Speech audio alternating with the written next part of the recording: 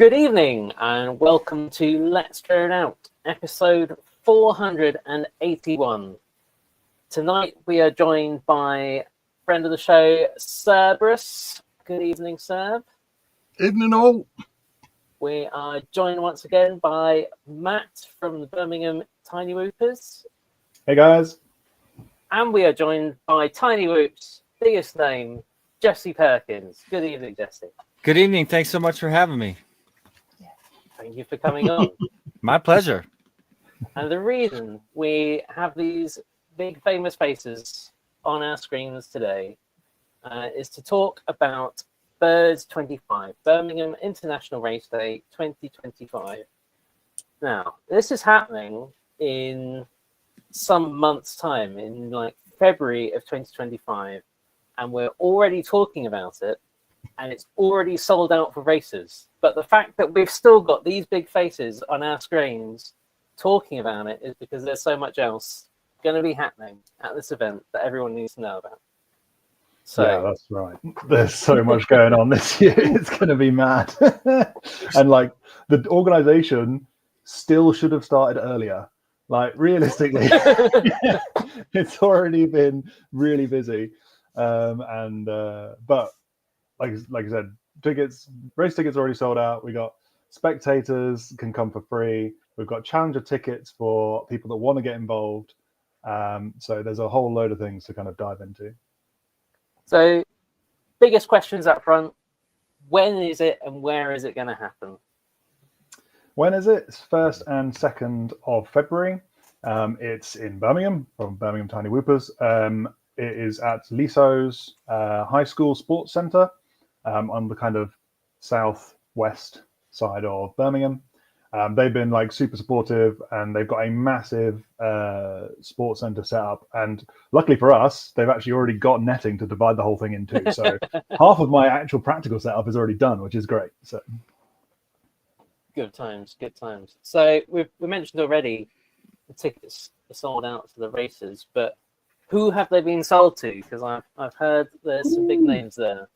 Yeah, we've got like. This was set up as an international race, so it has always been about bringing the community together from across the seas, because the UK has lots of like those cheap flights in and out and around Europe. So for the last few years, we've had like international pilots from Europe come, and this is the first time we're having. Well, Jesse was here in 2023 as the first cross the pond pilot, but he's bringing some friends with him this time. So we've got Daylight, Nightwing, Skittles, Custom, and I feel like I'm missing one. AC Unit, Arlen? Yes, AC Unit's coming, Arlen. So some big names from across the pond. But of course, we've still got European big names as well. So our very own Dan Carpy. We've got up and coming -1, who got quite a name for himself in Race Scout recently. Lightsail is obviously very quick. From the UK side of things, we've got FPV, who had an incredible showing at the recent Polish event. He did spectacularly. Like it was incredible. Third place from Latvia. Yeah, man. Like it was just awesome watching him fly. And we've got JM, who went recently to the World Championships for Latvia. We've got Codastrophe coming back from Germany. He came 3rd in 2023, I believe, when you were there, Jesse. All right. And yeah, some other Germans. The Italian guys are coming over. They're currently running their Italian Whoop League. They'll have 6 pilots coming. They're actually using the Birmingham International as their sort of prize for their national series, their national Whoop League, which is awesome. So they will have 6 pilots coming along. That still freaks me out. That feels it's so awesome. Weird that we're the prize. Yeah. Oh God. So yeah, it's an incredible like lineup of like international pilots just from all over. I think we've got 6 different countries coming, and Devon, like Cornwall and Devon, they're basically France, so that counts. They have their own flag, right? So yeah, it's close enough. I mean, I can say as a pilot coming again from the United States, I've always dreamed of an international Tiny Whoop event. And when you live on this side of the ocean, it's just harder to get a whole bunch of countries together because we don't have a lot of countries around here. We have Canada to the north, Mexico to the south, and so that's why Bird is sort of becoming this incredibly international tiny whoop event, because there's just crews of pilots that come from countries scattered across Europe, and now it's getting more and more popular for the talent in the United States that wants the international exposure and the international competition. Yeah, because you've just come back, right, from visiting another European event. Yeah, I just got back 2 days ago from PTW 6, which is another really cool international tiny whoop race, and several Americans traveled with me, or not with me, but Pat crossed the ocean and met me there, and it was a really fun time. And those guys, the Multi-Rotors crew in Poland is a really special group of guys, and really proud to know them and work with them. But yeah, I mean, now that I'm back, it's like all eyes on Birmingham International Race Day. We actually have Whooptopia before then, and all I can think about is Bird, even though Whooptopia is the biggest race in the United States, 80 pilots currently on their 7th year, and this year will be more talent at that event than ever before. But me and all the guys are just so excited for Birmingham. There's so much the tiny whoop culture that I met when I went there in 2023 was just so special to me. And I kind of realized that there's a massive tiny whoop culture here in the United States, but none of those pilots are aware of the family on the other side of the ocean. And I feel so lucky to make all those friends there. And I'm on a mission to expose tiny whoop culture on the other side of the planet to, the entire United States family. And vice versa, for that matter. But anyway. Yeah, we're doing what the Beatles struggle to do. We're breaking America.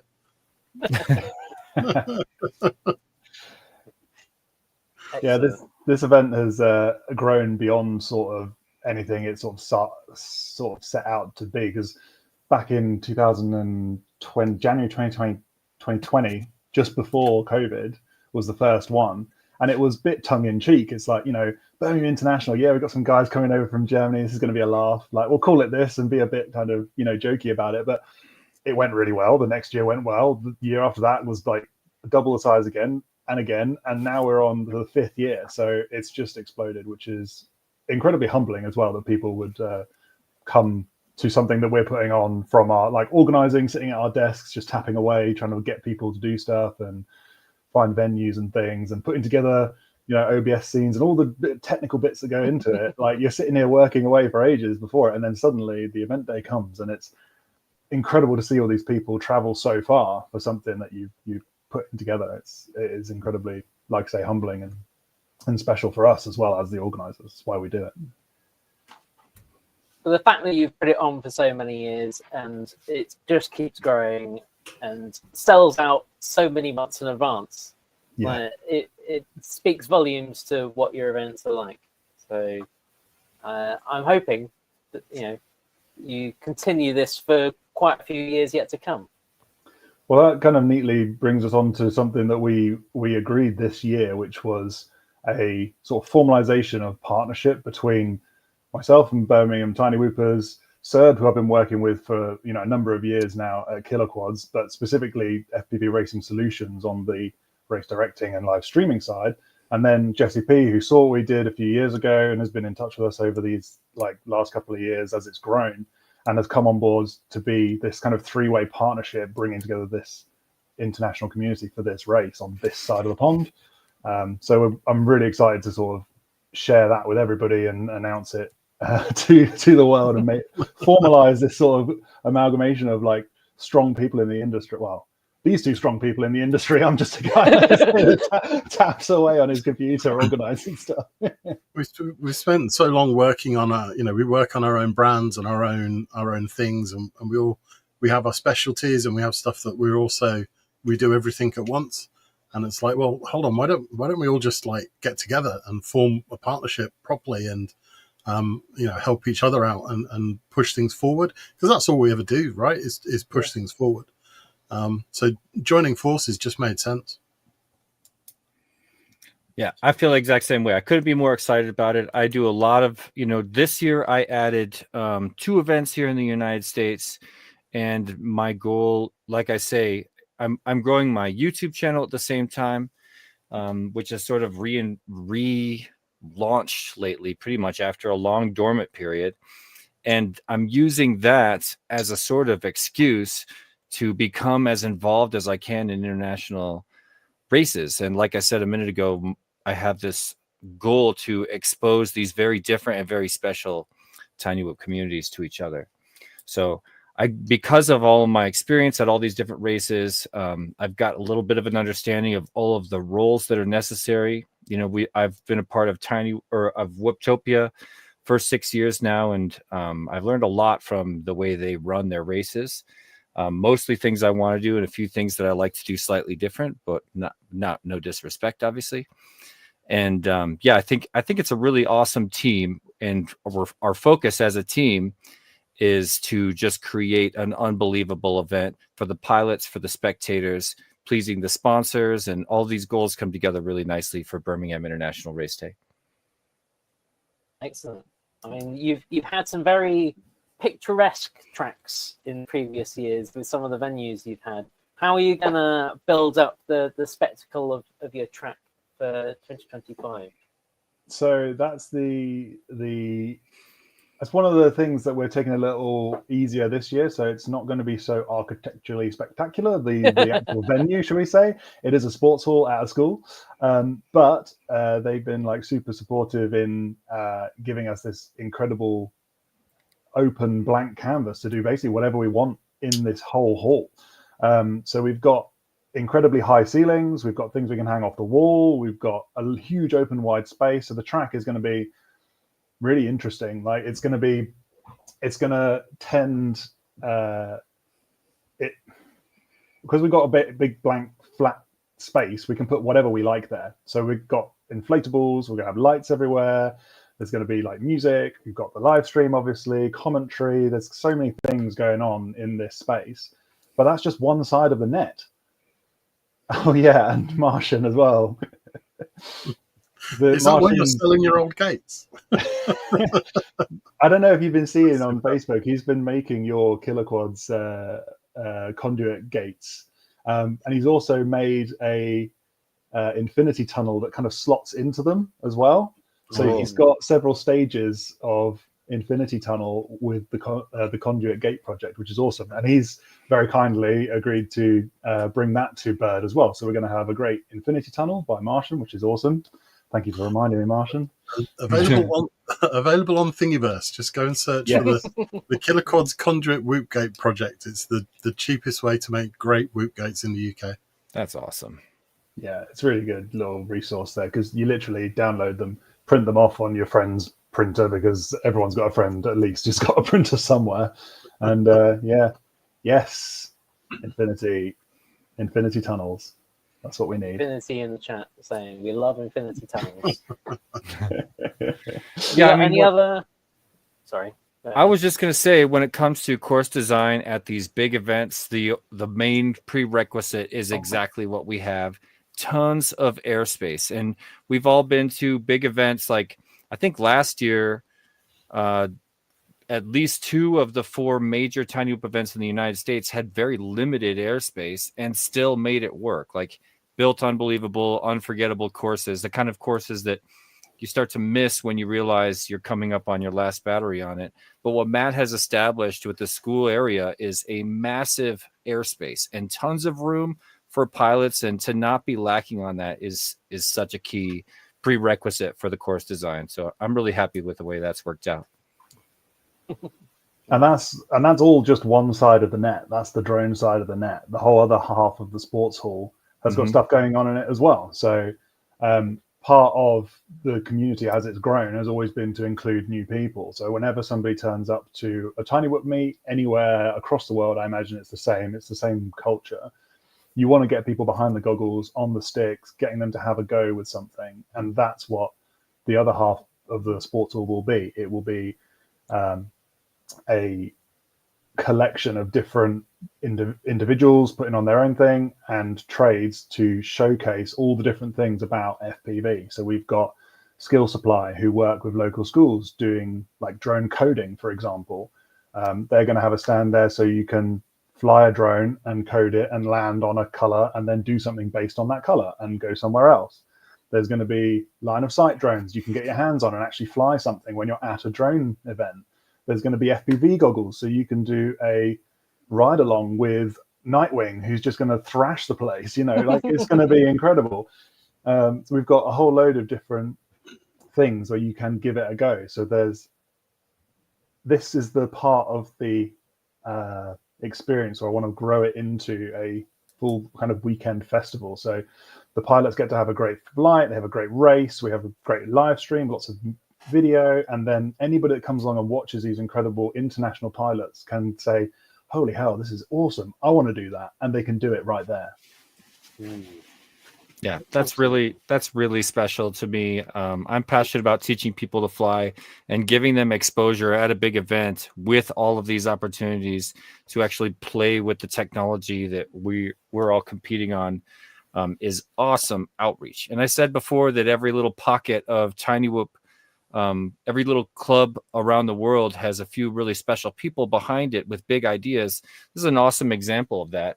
To build this place where people that are just here to see racing, if they haven't tried it, can try it and understand that it's something they can do. And I have no doubt that there will be people joining the FPV family thanks to these sort of extracurricular, like very unordinary extracurricular events that are happening at Bird 2025. And I hope that it's something that can start to spread to other events as well. Absolutely. And last year, or last event rather, you had the drone soccer as well. Is that coming back? Yeah. Yes, drone soccer have agreed. They're very keen to come along, which is great. They started up a year or so ago, and they have been growing. They've got several universities, I believe, on board with drone soccer teams, and they brought their drone soccer pitch, a big inflatable sort of net cage with their hoops at each end. And I don't know, for people that are listening, drone soccer is like, it's five-a-side football, but with a drone in a cage. And you fly at line of sight and just bash the hell out of each other to try and score your goal with your drone through a hoop at the other end. I'm sure there's some more like technical rules than that. But it's like techno Quidditch football. It's incredible. Yeah, I think Quidditch, around here, soccer means what you guys call football, but I've always said it's not quite soccer. Quidditch is much more of an appropriate word. Yeah. I think there's like some legal issue with calling it that, but that's what it should be called, in my opinion. Soccer or football feels slightly different. So they, I believe, have their own little sort of netted area that they bring along with these specially built soccer drones that hopefully people attending can have a go at and compete. So there's really like two parts to the spectator side of things. So there are spectators that just want to come along and have a look. Like there'll be people that have just heard of it, or they're like a bit interested, and they will be able to walk in for free and come and have a look at the racing and see everything that's going on, see people playing on the drones, see the international pilots racing, watch the like commentary and live stream, and get into the culture, meet the people, and just do it. And that's all free. You can do all of that and come and watch for free. To give it a go on things, there is a small give it a go challenge ticket. There's a small cost to that, and that's how we help grow this event into a bigger spectacle and put on more things for people to do. It's not expensive, but you will get to take part in all of the different give it a go events. We're talking drone soccer, the skill supply, the line of sight, flight simulators, FPV goggles for ride-alongs. But not only take part, it's part of a challenge. So this ticket will get you a challenge. I don't even know how I'm calling it yet. It's like a big graphic. Okay, imagine a really big graphic or a sticker book, right? And bits will be grayed out, and you will go and complete some challenges, and they will get revealed, and you'll eventually have this huge, colorful graphic of Bird 2025, and you'll have completed the Bird 2025 challenge. And once you've completed it, you'll be entered into a competition to win a bunch of prizes by our generous sponsors. Oh, cool. And I kind of want to just butt in and say that These are the early days of micro FPV, and I think it is so wonderful that spectators are free to come and see this world-class level of skill at this competition. And for those of you that are on the fence about it, I highly recommend coming to see it. We all know that spectators won't be free at these major events forever. That's just how the growth of all sports works. I hope that they're free at this event for many years to come. But nevertheless, it is an awesome opportunity to watch the really the highest skill on the planet perform on the world stage at Bird, and to come and get to see that live is, I'm the world's biggest fan of drone racing. I say it all the time.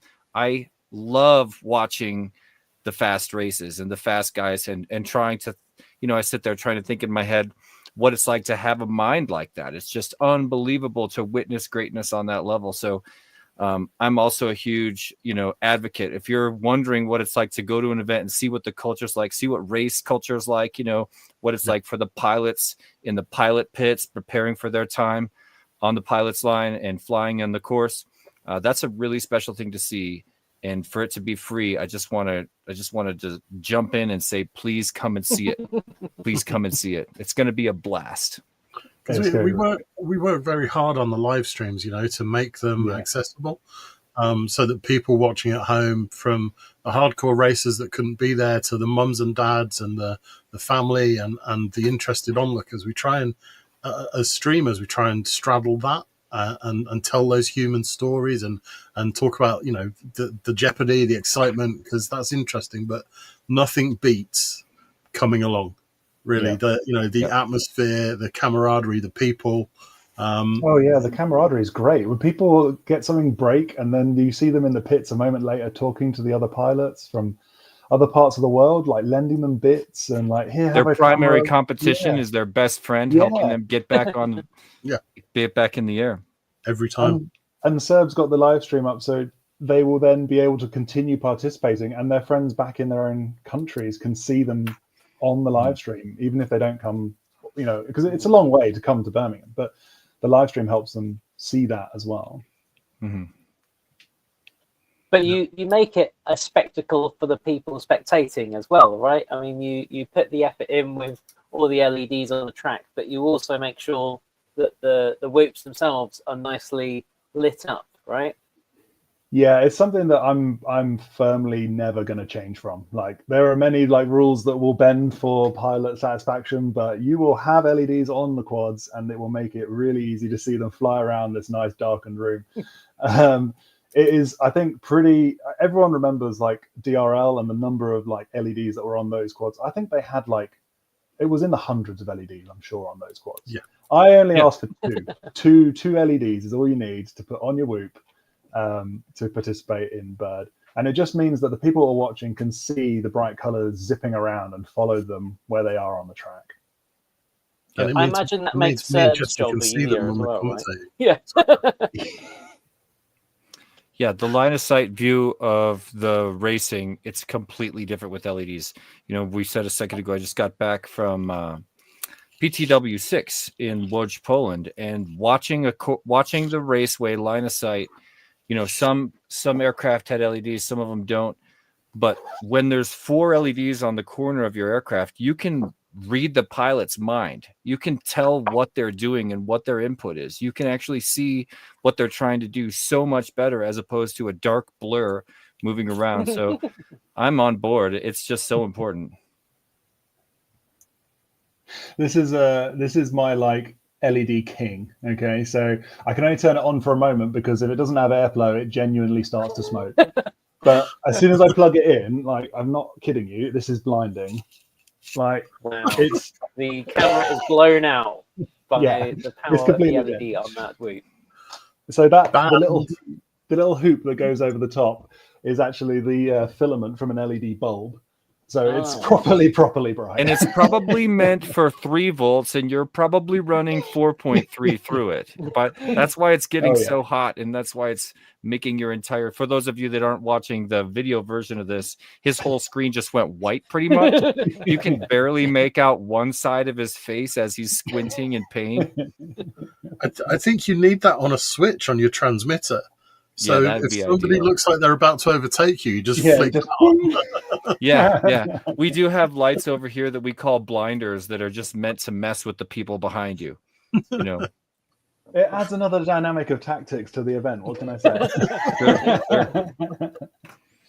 But it's one of those things that is I think critical to the growth of the spectator side of the sport. It doesn't hopefully put too much onus on the racers. A couple of LEDs, you can get super lightweight ones. I mean, Sir, RC Maniac made some incredibly lightweight ones. What was though? They were like surface mounted things, weren't they? Yeah, he was adding surface mount LEDs to plastic PCB strips, like the flexible ones, weren't they? Yeah, and they weighed as much as a human hair, and they were amazing. Yeah, I've got a bunch in my store that are 0.18 grams, and that includes wire going all the way out to the tips and very bright 0603 LEDs in any color you want, or in changing color or whatever. So it's all available out there. There's like a couple pilots on this planet that might be able to feel 0.18 or 0.178 grams, but not on a quad that weighs more than 14 or 15 grams. You know, there's a lot more that will tell you they can feel it. Yeah. I was actually just talking to T-Dog, a famous tiny whip pilot, lives here in Colorado. He's a world champion, and I told him I want to do a double blind test, and because he refuses to fly LEDs, you know, really? because he's so dedicated to lightweight. You know, I actually, the last 3 times he won Whooptopia, I bought his quad off of him, and I have it in my museum.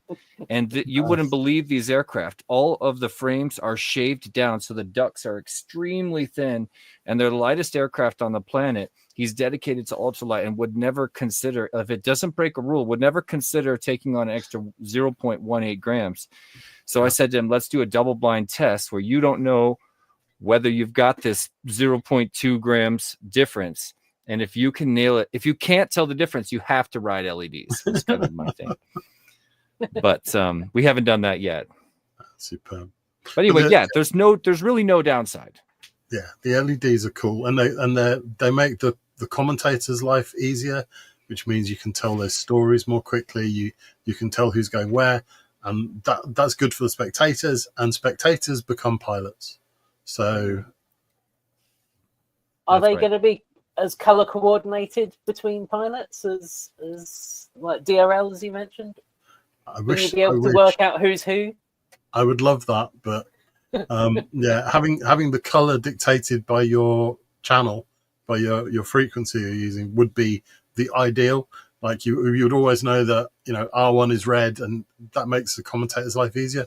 But putting that burden on the pilots to technically wire that up, a step too far. Well, you're right on the one hand. By the way, Matt, you're muted. But on the other hand, most pilots wear the same color LEDs, which I almost like better than having it associated with the channel, because the same pilot will always be blue and white, and the next pilot will always be pink and purple. And that's really nice. As somebody, you know, who's paying attention to the entire event, saw them fly through qualifying, I can look at the field and know who it is without even looking at the channel. And I actually prefer that sometimes. Yeah. You do start to, as you go through the event, you start to recognize the quads, and that's good because then the quads have personalities as well. They do. I imagine that shows up on stream as well, right? Oh yeah, it shows up on stream because whether you're watching a line of sight camera or watching somebody else's FPV feed, you see those LEDs in front of the guy that he's trying to make the pass on. It's really exciting, as opposed to, like I say, an invisible dark blur. It's like they're not moving slow. These things are lightning fast, and they're so light nowadays. When they're changing direction, they just bounce off a wall. There's no moment where you see them, you know, sort of apex very slowly like the old days. It's just different than that. So yeah, just yet another argument for LEDs. The only problem in the United States is giving the pilots themselves a reason for LEDs. So it kind of ends up having to be required, which I love. It's these whoops are, like you say, modified by us as pilots, so they become an extension of your personality. T-Dog clearly, you know, pushes the thing to the absolute nth degree to get the lightest weight thing going. I am never going to be a T-Dog. Like, I'm fully okay with that. I'm not going to be that quick. But for me, I like flashy LEDs, and I like things that can blind you when you look at them directly. So blows out your camera so we can't see you. That's what you like. it's so that quad is so uncompetitively heavy. It's got the big white one that goes over the top destroys the nice blue one. I got this like cob LED that was shaved down from Mai in Japan when I was over there. One of her pilots very kindly gave me a shaved down cob blue, like I put onto this one. Beautiful when it was all lit up, and then I was like, oh, let's make it brighter. Let's put this one on top, and I didn't realize how bright it was going to be. But it kind of having it go all the way around the edge gives the quad like a big square, and you can see where people are turning. You can see, yeah. It's extra special with the LEDs. Sorry, I go on about it a lot, but it's just so good. I totally agree. But Jesse mentioned there in passing, but I think we should talk about it a bit more about having some line of sight cameras as part of your streams. How are you working that in? What's going on there?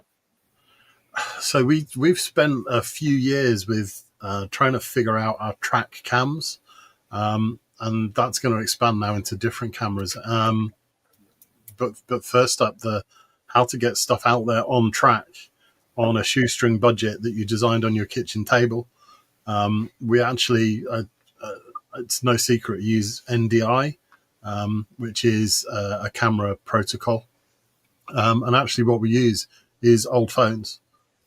So everybody out there has a phone sitting in a drawer somewhere because they upgraded. And the cameras on phones now are superb. Really good. Yeah. So yeah, we RC Maniac, who is another member of FPV Racing Solutions, came up with this fantastic system, and he's done a lot of work in the background on power supplies and network connections and NDI routers and all this clever stuff. And it's great for me because he is the guru, and I just go, do track cams, and he goes and does track cams. and they're brilliant, and he maintains them all throughout the event and looks after them. Superb. He's an absolute superstar with that stuff. So the idea behind it was, if you're watching Formula One, you can go red button and you can go on board with Max Verstappen for the whole race if you want to. And a lot of what we do and streams in the past have been just the 4 video feeds on board. Back in the day, grainy, but now we get some HD stuff as well. And it's difficult to commentate, and it's difficult for non-drone racers or drone fans to follow. So we really wanted to have that ability to go to a track cam and like show an overtake not on the FPV feed, which is it's a bear to time in production terms. You have to be on your game, like as 2 whoops go into a drop gate. This looks like an overtake. I'm going to go to that camera, and if you're lucky, you'll catch it like off board. And you know what? The hardcore racers aren't too keen on that because they just want FPV. Yeah. But the thing we found is that a lot of the feedback we're getting from the people that are at home, especially non-racers, are like, this is brilliant. This is really engaging. We get an idea of the track. We get an idea of the space. We see the quads moving through the air. But you have to balance it. You have to be really careful. You can't just put it on a track. You can only go to a track cam if there's value in going to a track cam. Yeah, there's people there. From a production standpoint.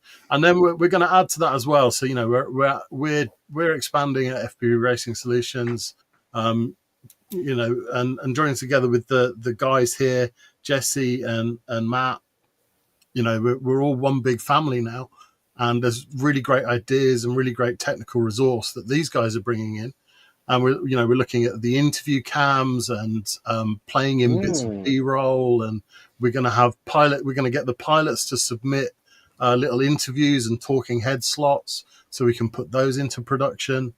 Just basically like we want it to look like it's got a £10,000 production budget, but it's stuff that I built on the kitchen table. Yeah. What Seb can do on his kitchen table, Like some of it you can't repeat on live stream, but the stuff he brings to Bird is next level. It honestly pushes the actual envelope for Tiny Whoop live streams. I am always awed what he comes out with, because he's like, "Oh, we can do this." I was like, "Really? Yeah, that's all right." Just as an aside, sir, just for your own mental health, never add up the total cost of all the stuff you've got, the time you put into it. Don't do it. Don't do it to yourself. One of my biggest fears is that I suddenly and unexpectedly pass away, and my wife sells my kit what I told her it cost. Oh dear. And that's I'm looking forward to seeing that stream. That sounds like that's going to be really good. I mean, you've always done a very good job of trying to tell the story of the races, of the people, rather than I'm sure it's like you say, for a racer who knows the track, knows the context of it, and is deep into the lore of everything, seeing the FPV feeds of all the racers is what they need to get the best out of it. But like you say, to have a personal connection with the group of people, the atmosphere, to get that through the camera, to get that through the stream to people at home who aren't at the top of the leaderboard all the time. I think you do a good job of that, and I'm looking forward to seeing how this all comes together as well. Exactly. I just going to jump in and say there's two goals for me for a live stream. On the one hand, you're exposing people that are not familiar with FPV or with Tiny Whoop, or with, you want to expose the race to them, the competition. But another goal of the live stream is to expose the race culture to the people that weren't able to make it. Right now, there's a growing community of people that are willing to actually travel for a Tiny Whoop race and have a blast. And, in the early days of mini quad events, at least on my side, it was a whole bunch. We knew it was like the pioneer days of FPV. And we thought about it like, back in the day in 2015, I was like, okay, I'm going to spend the money. I'm going to go to this event. I'm going to do it because I think maybe I'll be one of those early professional racers, But then I went and ended up just realizing how unbelievably fun it is to be at this event, competition aside. The fun of the event, the drone house, which has now evolved into the Whoop house. So anyway, I was just going to say, I also want to communicate the scene and the vibe and the feel of Birmingham International, of Bird 2025 to those pilots that are down to fly with their local crew, but haven't yet started to become a part of the international or the national travel Tiny Whoop pilots. We see more and more every single year. That's one of the reasons tickets sold out immediately. I mean, I think we could, if there was twice as many tickets available, I think they would also be sold out. I think people really want to come to this event, in part because it's such an incredible international competition. It's one of the biggest and most international Tiny Whoop competitions in the world, but it's also an experience to go to the Whoop house and to just get to hang out with all these pilots and get an idea who they are. Like I say, it really takes a special group of people to create a Tiny Whoop club or any FPV club. There's some dedicated, really creative people that love the scene, and witnessing what they do is a really special experience. So that's one thing that these guys do a great job with live stream wise, is not just showing and exhibiting the competition, which, like you said, those track cams are really useful for, but also showing who the pilots are, the interviews and the pilot pits, and the way it all feels for the people who aren't able to like make that transition into traveling Tiny Whoop pilots yet. Is another big step for a Tiny Whoop pilot to take. And once they do, they never go back. They love it. And on that note, just about getting people involved in the community and people contributing like other things. Matt, you've sort of put a bit of a call out for volunteers for Bird 25, right? Yeah, so the core team of people that we work with to do all the graphics and the OBS scenes and the technical side of things is the nitty gritty, and it starts months ahead of the event. But on the day, we want volunteers to step forward and donate some of their time at the event, not all of it, but just some of it, to kind of be part of it to help us grow this community and get to all of the different pilots, help them get what they need from the event, make sure they're where they need to be, make sure the spectators know what's coming up, give them like directions, really simple stuff, just being involved on like check-in desk, technical desk, you know, like things like this that, you know, won't take the whole event, but will help them get a feel of what it's like to be involved in it, and also share their passion, because they're if you're a volunteer, you're going to be pretty passionate about FPV, and those are the people we want on the front line interacting with new pilots coming to Bird who've never seen it before, maybe, and they're going to be picking up maybe a give it a go line of sight drone for the first time.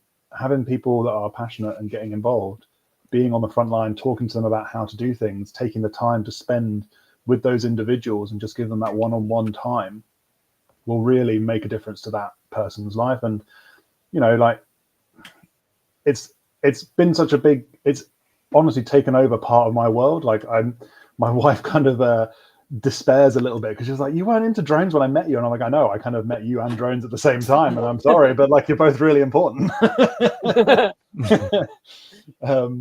And it's become an important part of my life just for the fun of getting out there and flying. So to have people that are willing to volunteer a bit of time, spend it with the people that are coming along to give things a go, and hopefully share with them their passion, and maybe it will become a passion for them too. Like, this is something that has touched everyone listening will be involved in drone or, you know, some sort of piloting, remote control piloting, and we all have that passion, and to be able to share it with people is really one of my main driving forces to kind of spread it and share, look, this is amazing, you should let's get involved with this. Volunteering is the best way to experience an event, and I'm telling you that, you know, I volunteer at Multi-GP International Open, and I also volunteer at Flight Fest every year. They're massive events here. That, you know, Multi-GP IO is the biggest FPV event in the world, and I'm a part of that volunteer family. Flight Fest, you know, they get 6,000 to 10,000 people, and both of these events have hardcore, long-running volunteer families that come back every year, and that's what's being established at Bird. To be a part of that team is really special. You meet all the coolest people. You also meet new people, and you make some of your best friends. I love it. 100%. Yeah, and it's worth shouting out to the organizer that hasn't been mentioned yet, Jaggers, who deals with the deals with the Whoop House for the last 3 years, I think, or 2 or 3 years. He's dealt with organizing the Whoop House, and it's not like front of house in the Bird like team, but he's very much like part of the family and essential to the whole pilot experience coming to Bird. Like, the Whoop House, like, it's not the like headline, it's not why the pilots are there, but it almost is why the pilots are there, because like this is an international race, but you want to spend time outside of the race hanging out with people, just having a good time, having a few beers, and just sending whoops around the house, like just trashing them around, having a good laugh. Yeah, it's good fun, and it's kind of part of you know, like one of the saddest things I hear from pilots, you know, once you get pilots into it, and you know, you get them through that threshold, and they've got a transmitter in their hand, and then they're like, well, why don't you come to a race? I'm not good enough. What? Everybody's good enough. It's about so much more than who takes home the trophy. That's important for sure, but the actual social side of it, the Whoop House side of it, the event on the day, the stuff around it. For me, in my kind of my dream, it becomes, you know, like a 3-4 day festival, and you know, we end up in 5 years' time, we'll be in like this huge venue, and we'll be on Sky Sports, and you know, that's where I would love to be. And if we, from this grassroots, can build up that human side of it, which I think this event really does, in my really humble opinion, then I think we're onto a good thing. And it's just so exciting. I'm so looking forward to it. This has given me so much enthusiasm, and it always does every year. This event and the gym race, these are for me what keeps me going. I can't say enough good things about Whoop House. I mean, yeah, it's cool. The best. It's so much fun. Yeah, it's really Jaggers fun. Jaggers is basically Trivago for whoops. Imagine going to a house full of incredible international pilots, and you don't have to waste any time not talking about drones. You Yeah. can just hang Yeah. out and talk about your favorite thing and talk about the gift of flight for days with some awesome people. And the Whoop House, if you want to, you can rest there. But the Whoop House never sleeps. It's just an incredible. It's where I say it all the time. Tiny Whoop was born in the after hours of FPV events. It's the truth. Tiny Whoop was born at Drone House for mini quad events, over and over and over, and then spread to what became drone houses, what became Whoop houses everywhere. It was born in the after hours. It does its best. It lives its best. Racing is a big part of Tiny Whoop culture now, but it is not the heart. And the heart of Tiny Whoop culture is messing around with your friends, tooling around, exploring, Whoop House, which, last time I was there, a gigantic mansion with endless rooms and corridors and a beautiful estate. And, the house this year is going to be incredible also. It's a place where you can fly around people and not worry about what they're thinking. You can go mess with someone. You can chase with someone. You can get in someone's face, and not, you can't do that in public places usually. So I just want to say that I love it, and it's one of the big reasons I'm here. So who's going to take this? What is the Whoop House? You've been singing its praises. We don't actually know what it is. Oh, sorry. I should have said it's a place where it's organized by Jaggers, and at least in the UK it is. We always have one at every big events here. Usually in the United States, it's organized by Dan Sagano, the godfather of iGal, but I've organized a bunch of them myself. It's just an Airbnb. It's a giant Airbnb that sleeps maybe 20 or 30 people. And we offer space to pretty much everybody going to the events to come and stay there and have a place to stay. When you do that, it gets way cheaper than a hotel. In the case of the UK Whoop House, there's meals included. So there's these big family meals, which is just such an awesome addition to Whoop House culture. And yeah, it's just a place to stay if you're an international or just even local traveler to the race. Go stay there and live Whoop House life for 3-4 days or whatever.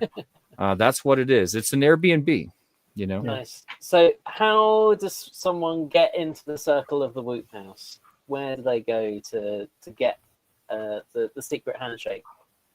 So first off, it's offered out to the pilots, and I think there were 28 or 30 rooms, I think, this year, and they all went like immediately.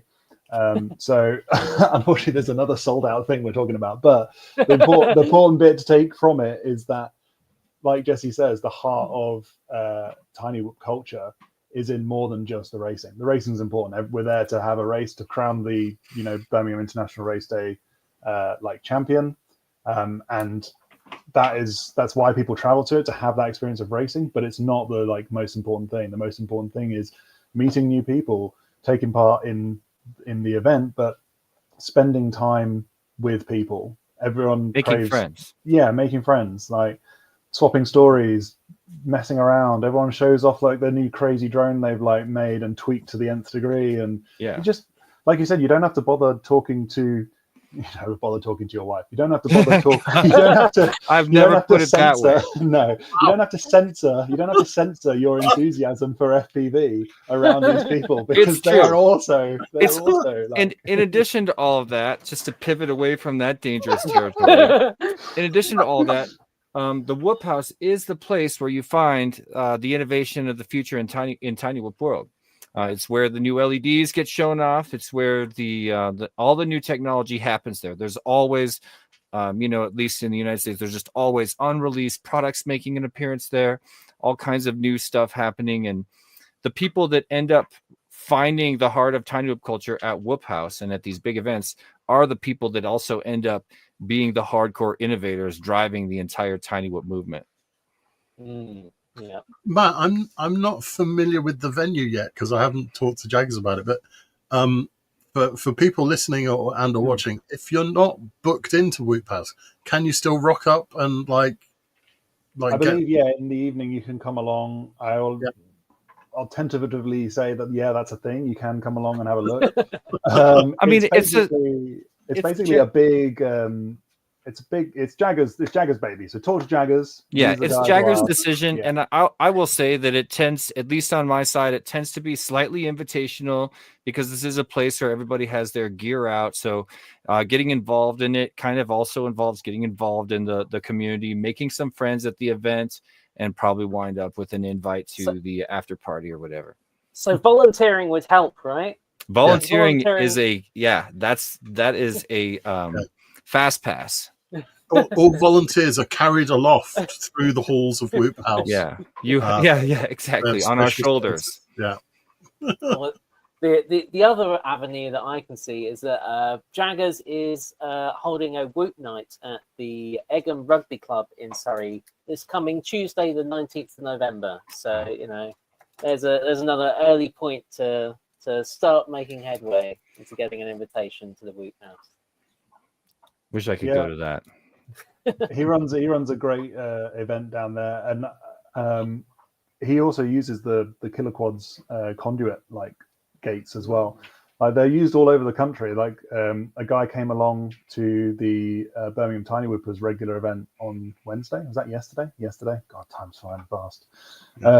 He came all the way down from Warrington. Now it's not going to mean anything to JP, but that's like a 2.5 hour drive down to Birmingham just to come to an event for his first time. He was like, oh man, I've got to get one of these started up there. And I was like, well, we've got some extra gates here, have some of these, and then here's the conduit project, go and print some and start an event, start a regular meet up there.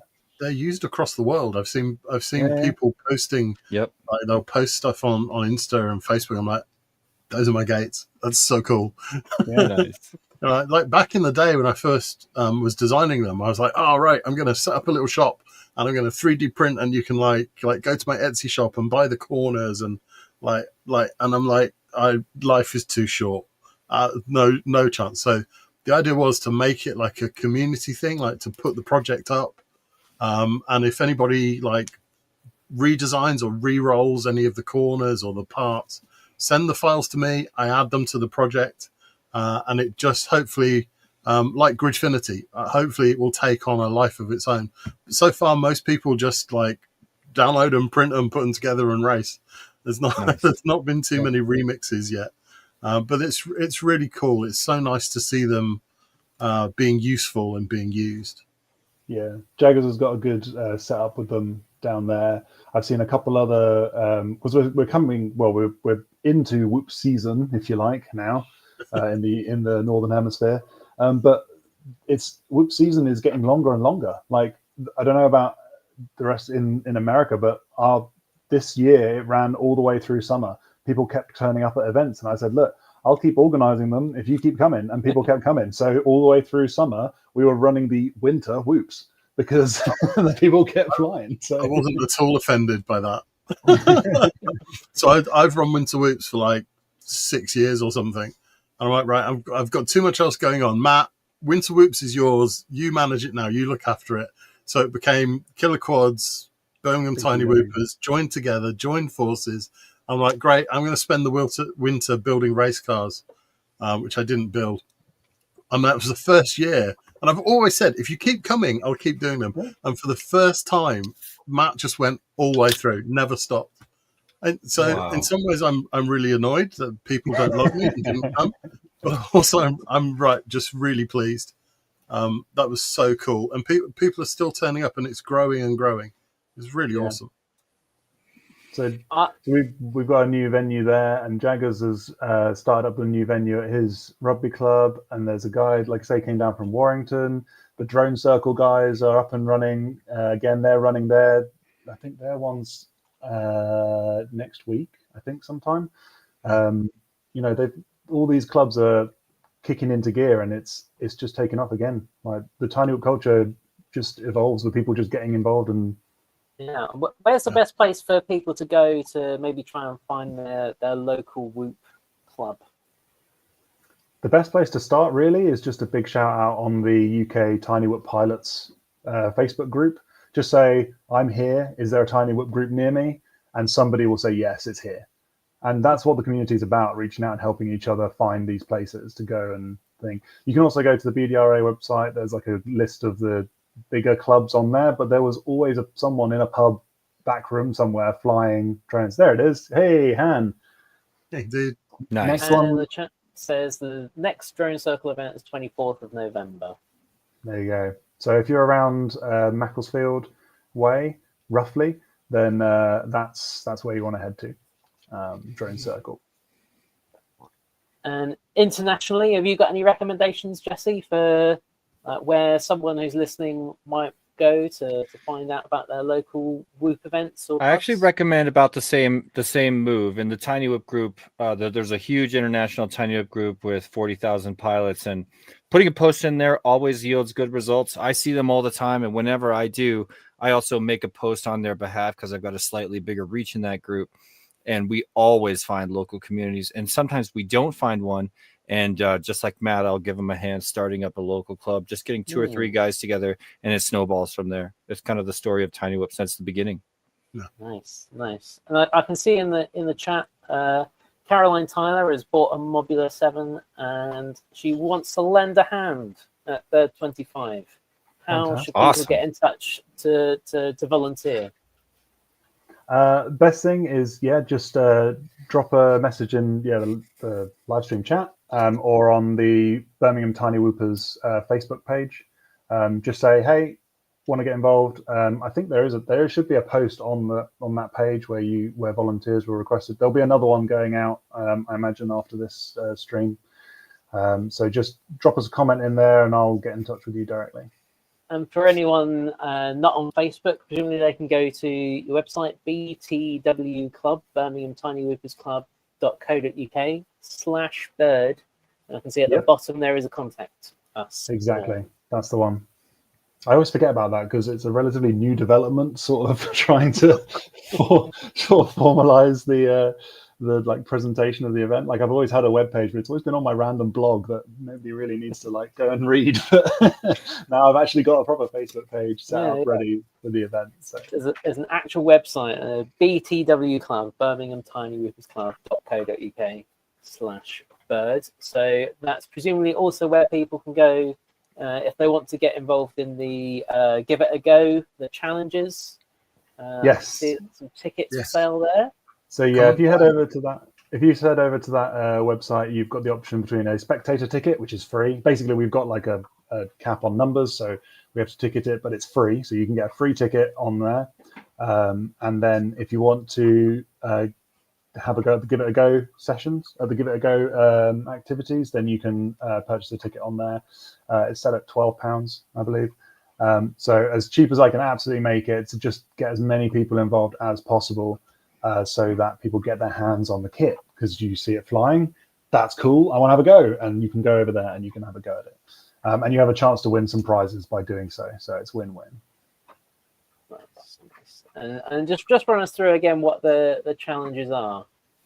So remember it's all right, I brought up my notes now. So so we've got the challenge, the Bird 2025 challenge, is a collection of things. It is a big graphic that will be hidden in places, and by completing the challenges, you will reveal the graphic and complete the Bird 25 challenge.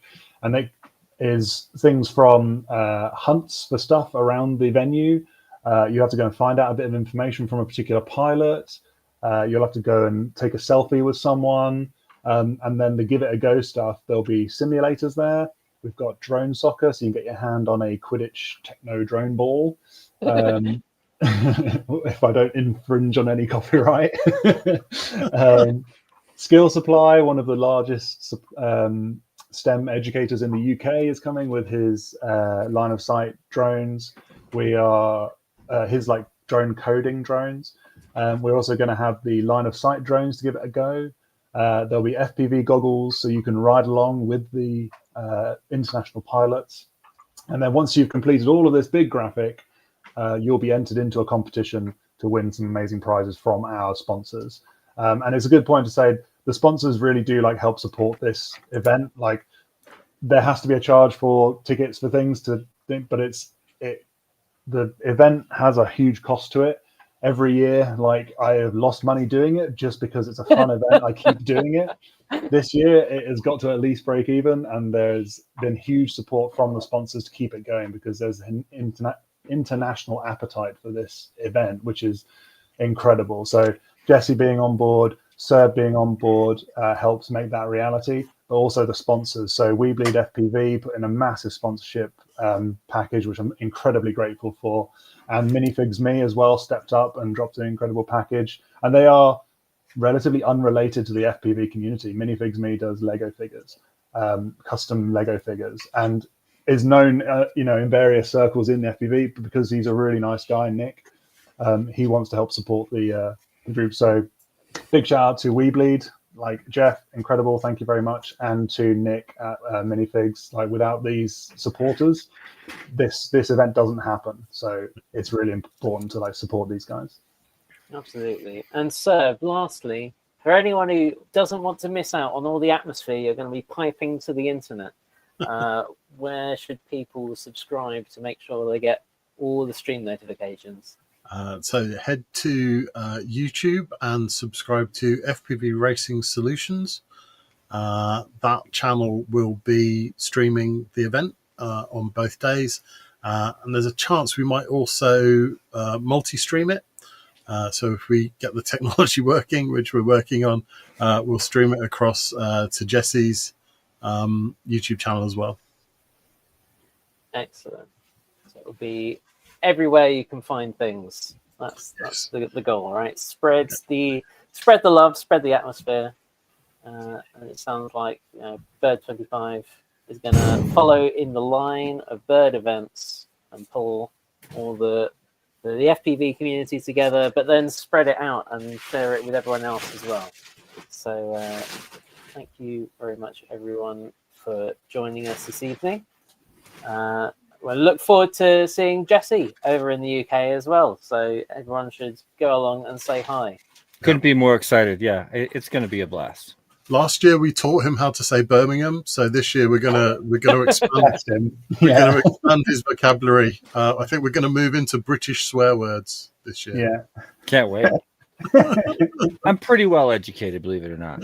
But yeah, we have a city in the United States called Birmingham, and that is not how you say it in the UK. Well, thanks everyone for joining us this week.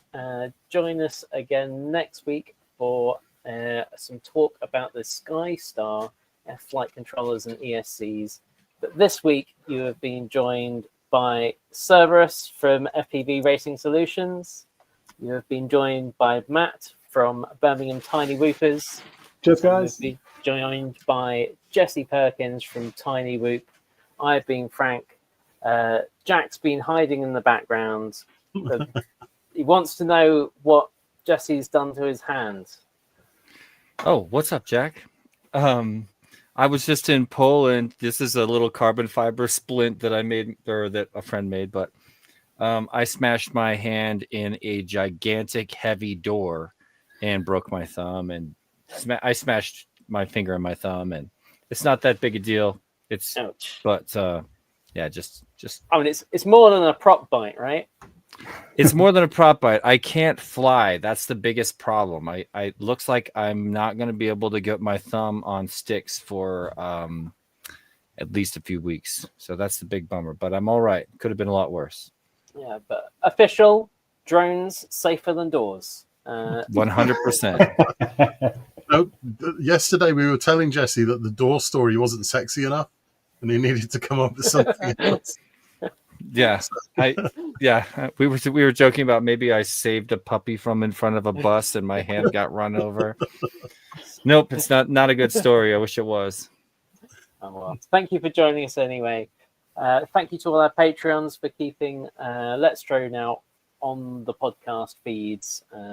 Review us wherever you can. If you're on YouTube watching live or following on later, hit the like button, drop a comment, subscribe to us, go to our Discord, say hello, tell us what you think we should be talking about, and get in touch with Bird25 to volunteer, spectate, follow along, give it a go, all of the good stuff. Thank you very much, and good night. Bye. Bye, guys. Bye.